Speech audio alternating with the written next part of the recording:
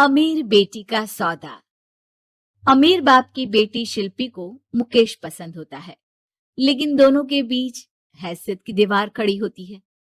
और फिर कहीं नौकरी कर लो ना, क्या हमेशा ये लोहे की सलाखों के पीछे भागते रहते हो? कितनी मेहनत करते हो। शिल्पी, नौकरी से कुछ नहीं होगा। तुम लोगों की हैसियत तक पहुंचना है तो अपना ही बिजनेस करना पड़ेगा, वरना तुम्हारे पापा किसी और से तुम्हारी शादी करवा देंगे। अच्छा, ऐसे किससे करवा देंगी? मैं तो तुमसे ही शादी करूंगी। बोल दिया तो बोल दिया, बस। मुकेश उस बेचारी को समझाता भी तो क्या। दुनिया के रीति रिवाजों से काफी दूर थी शिल्पी। भले ही बड़े बाप की बेटी, लेकिन सादगी इतनी कि क्या कहना। बेटा शिल्पी, कल तुमको देखने लड़के वाले आने वाले हैं, तैयार रहना। मैंने तुम्हारी माँ को समझा दिया है। घर के सारे नौकर चाकर को वो समझा देगी कि स्वागत कैसे करना है। कैसी बात कर रहे हैं पापा? मैं तो मुकेश से प्यार करती हूँ, उसी से शादी करूंगी। मैंने आपको बताया था ना। मुकेश किसका बेटा है? वो स्टील किंग सिंघानिया का, या वो जो बड़े ज्वेलरी वाले हैं मेहता, उनका? नहीं नहीं पापा, अ, वो अपना ही काम करता है, लेकिन एस्टेब्लिश नहीं है अभी। पापा, वो आपके पास तब आएगा जब कुछ बन जाएगा। आप प्लीज थोड़ा सा वक्त दे दीजिए। पिता को शिल्पी की बात पर गुस्सा आ जाता है। वो उससे कुछ नहीं कहते और शिल्पी की माँ के पास जाते हैं। ये संस्कार देकर बड़ा किया तुमने शिल्पी को, और कैसे मैं किसी भिखारी के साथ उसकी शादी कर दूं? कौन है ये मुकेश? मैं जानती हूँ, बड़ा ही होनहार लड़का है। शिल्पी से बहुत प्यार करता है और शादी करना चाहता है। अरे ऐसे कैसे मैं किसी से भी अपनी बेटी की शादी कर दूं? कोई भी उठकर आए और कहे कि मैं शादी करना चाहता हूं तो मैं शादी कर दूं? कान खोल कर सुन लो, कल उसे अच्छे से तैयार कर देना, क्योंकि जो लड़का मैंने देखा है शिल्पी के लिए, वो करोड़पति घर का बेटा है, समझी? लाख मना करने पर भी शिल्पी को उस लड़के से मिलवाया जाता है जो उसके पिता ने उसके लिए देखा था। देखिए, मैं किसी और से प्यार करती हूँ और उसी से शादी करूंगी। ये तो बहुत अच्छी बात है कि तुम किसी और से प्यार करती हो, क्योंकि मैं भी किसी और से प्यार करता हूँ।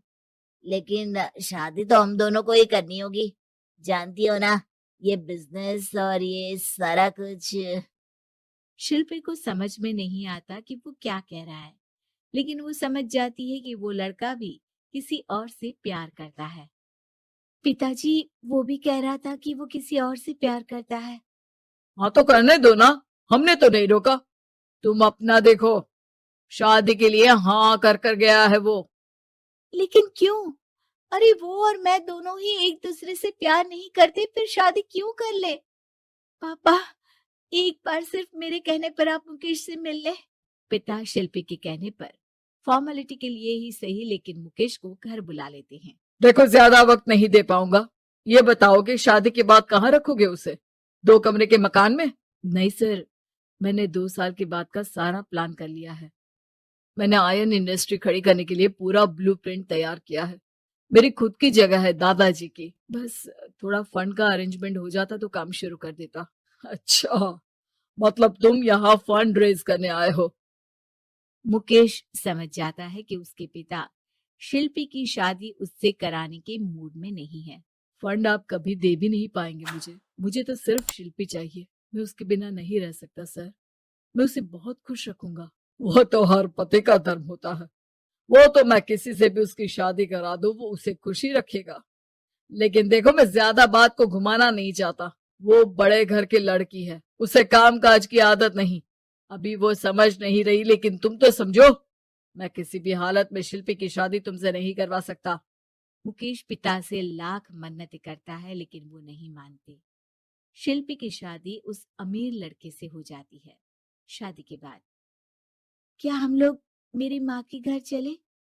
मुझे उन लोगों की बहुत याद आ रही है। हाँ हाँ, जाओ जाओ। वैसे भी आज मैं अपनी गर्लफ्रेंड के साथ मसूरी जा रहा हूँ, तुम जा सकती हो। कैसी बात कर रहे हैं? अब हम लोगों की शादी हो गई है, आप कैसे किसी और लड़की के साथ जा सकते हैं?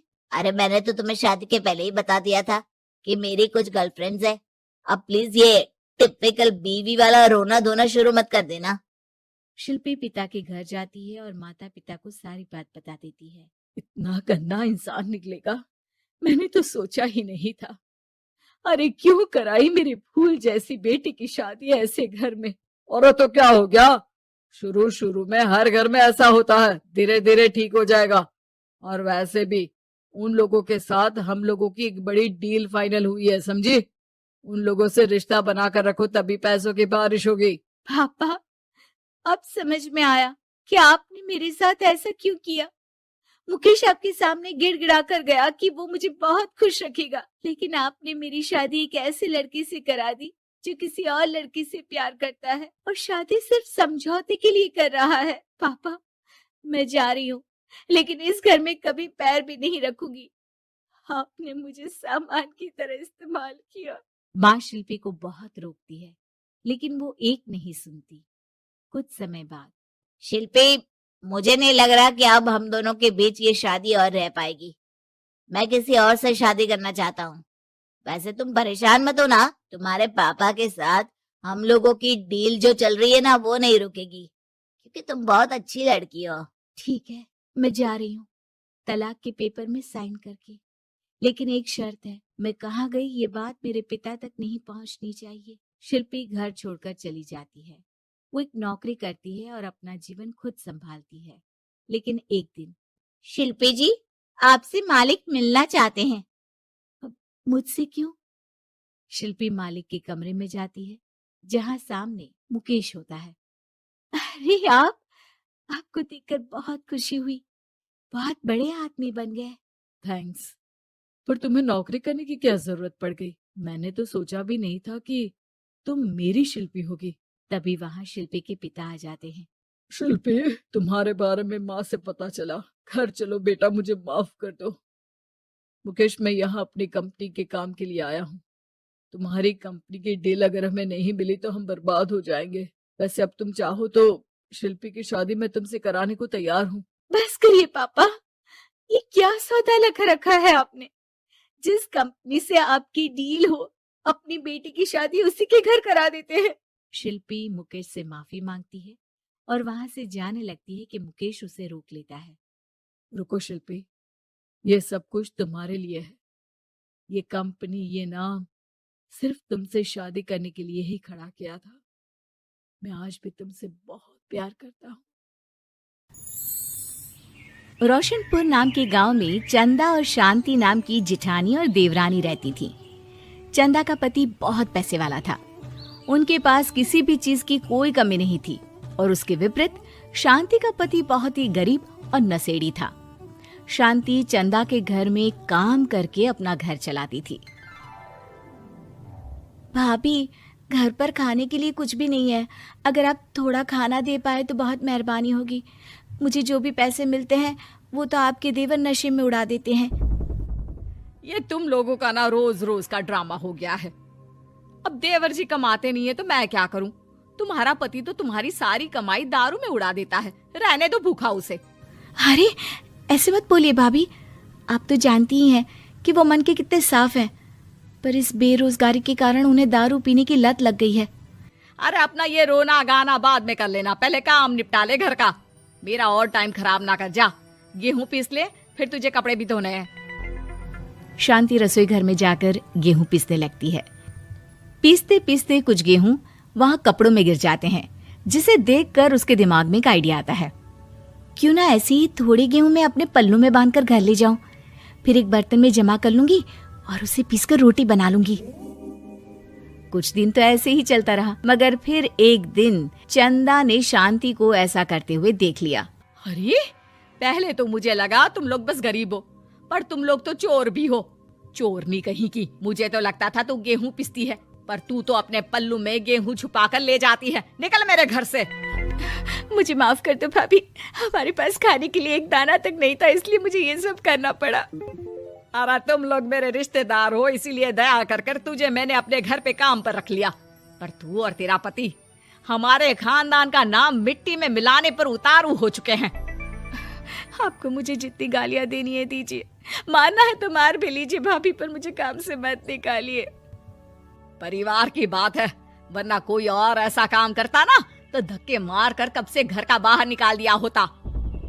रोते रोते शांति अपने घर चली जाती है।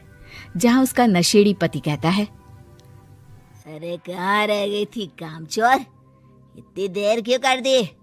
आज पैसे लाई कि आज भी खाली हाथ वापस आ गई है? अपने हाथ दिखा, जरूर पैसे छुपा लिए ताकि मैं दारू ना पी पाऊं। नहीं जी, मैं आपसे क्यों छुपाऊंगी, और अभी आप दारू पीने की बात कर रहे हैं, उसी कारण तो आज हम लोगों की ये हालत हो गई है। किसी काम की नहीं है तू, बिना मार खाए समझेगी नहीं। रख, अभी तेरे होश ठिकाने लगाता हूँ। रामलाल शांति को बहुत मारता है। शांति का मन दुखी हो जाता है और वो गांव के तालाब के पास के एक पेड़ के नीचे बैठकर फूट फूट कर रोने लगती है। मैंने कभी किसी का बुरा नहीं किया, फिर भी भगवान मेरे साथ ऐसा क्यों कर रहा है? मैं तो रामलाल जी की फिक्र करती हूँ, फिर भी उन्होंने मुझे इतना मारा। तभी उसे एक आवाज सुनाई देती है, रोने की कोई जरूरत नहीं है बेटी, चिंता क्यों करती हो? ये आवाज कहाँ से आ रही है? शांति अपने आसपास देखती है, उसे कोई नहीं दिखता। वो ऊपर देखती है जहाँ उसे एक छोटी सी परी दिखती है। आप कौन है? आप तो कोई परी लगती हैं। हाँ बेटी, मैं इसी पेड़ पर रहती हूँ। मैंने तुम्हारी सारी बात सुनी, अब तुम्हें फिक्र करने की कोई जरूरत नहीं। अपनी आंखें बंद करो। शांति आंखें बंद करती है और जादुई परी अपनी छड़ी घुमाती है। उसकी छड़ी घुमाते ही पेड़ के सारे पत्ते सुनहरे रंग के हो जाते हैं। परी उनमें से एक पत्ता तोड़ लेती है और फिर से अपनी छड़ी घुमाती है, जिसके कारण सारे पत्ते पहले की तरह साधारण से दिखने लगते हैं। आंखें खोलो बेटा। लो, इस पत्ते को ले जाकर अपने तकिए के नीचे रख देना। ये तो एक साधारण पत्ता है, इससे क्या होगा? ठीक है, अगर आप कहती हैं तो मैं इसे रख लेती हूँ। शांति उस पत्ते को लेकर अपने घर जाती है और अपने कमरे में तकिए के नीचे रखकर सो जाती है। सपने में उसे वही पेड़ वाली जादुई परी दिखाई देती है। बोलो शांति, क्या चाहिए तुम्हें? मैं चाहती हूँ हम बहुत अमीर हो जाए और मेरे पति नशा करना छोड़ दें, उन्हें कोई काम भी मिल जाए। कल जब तुम सुबह नींद से जागोगी, तुम्हारी इच्छा पूरी हो गई होगी। अगली सुबह शांति नींद से जागती है। अपने आसपास का नजारा देखकर चौंक जाती है। उसके बिस्तर पर चारों तरफ सोने चांदी रखे हुए थे। हे भगवान, कहीं मैं सपना तो नहीं देख रही? इतना सारा सोना, वो भी मुझ गरीब के पास। रामलाल जी को बताती हूँ, वो बहुत खुश होंगे। शांति जैसे ही कमरे के बाहर जाती है, वो देखती है कि रामलाल सूट बूट पहने काम के लिए बाहर जा रहा होता है। मुझे शहर में एक नौकरी मिल गई है शांति, मुझे आने में देर हो जाएगी, घर का ध्यान रखना। और इस तरह शांति बहुत अच्छा जीवन बिताने लगती है। उसके पास अब किसी भी चीज की कमी नहीं रह जाती। रातों रात शांति के पास आए इतने पैसों को देखकर उसकी जिठानी उससे पूछती है, अरे क्या रे शांति, कहीं बड़ा हाथ मारा है क्या? अचानक तुम लोगों के पास इतना पैसा कैसे आ गया? नहीं नहीं भाभी, ये सब तो जादुई परी के दिए हुए पत्ते का कमाल है। शांति जादुई पत्ते के बारे में सारी बात चंदा को बताती है, जिसे सुनकर चंदा के मन में लालच आ जाता है और वो झूठ मूठ रोते हुए उसी पेड़ के नीचे जाती है जहाँ उसकी रोने की आवाज सुनकर जादुई परी कहती है, क्या हुआ बेटा, क्यों रो रही हो? मैं बहुत गरीब हूँ, मेरे पति मुझे बहुत मारते हैं, अब मैं जीना नहीं चाहती। चिंता मत करो बेटा, अपनी आंखें बंद करो। जादुई परी चंदा को भी उसी पेड़ का एक पत्ता देती है और तकिए के नीचे रखने को कहती है। चंदा उस पत्ते को लाकर अपने तकिए के नीचे रख लेती है और अगली सुबह जब उठती है तो उसके कमरे में चारों तरफ सांप बिच्छू रहते हैं। अरे बचाओ बचाओ, कोई मुझे बचाओ, ये कैसा पत्ता है जिसे लाने के बाद उस गरीब शांति के पास तो इतना सारा सोना आ गया और मेरे चारों तरफ ये सांप बिच्छू, अरे कोई बचाओ। चंदा अपनी जान बचाती हुई शांति के पास जाती है। चलिए भाभी, मुझे लगता है आपके घर में सांप बिच्छू को बस जादुई परी ही हटा सकती है। दोनों मिलकर जादुई परी के पास जाते हैं। ये सब तुम्हारे बुरे इरादों का नतीजा है चंदा। तुम झूठ मूठ बस पैसे के लालच के कारण यहाँ आकर रो रही थी, इसीलिए तुम्हें जादुई पत्ते ने उसकी सजा दी। अरे मुझे माफ कर दीजिए जादुई परी, मेरे मन में लालच आ गया था। अरे शांति, तुम भी मुझे माफ कर दो, मैंने तुम्हारे साथ बहुत गलत किया है, फिर भी तुम मेरी मदद के लिए आई। चंदा को अपनी गलती का एहसास हो जाता है, इसलिए जादुई परी उसके घर से सारे सांप बिच्छू को गायब कर देती है। चंदा और शांति आपस में मिलजुल कर रहने लगती हैं।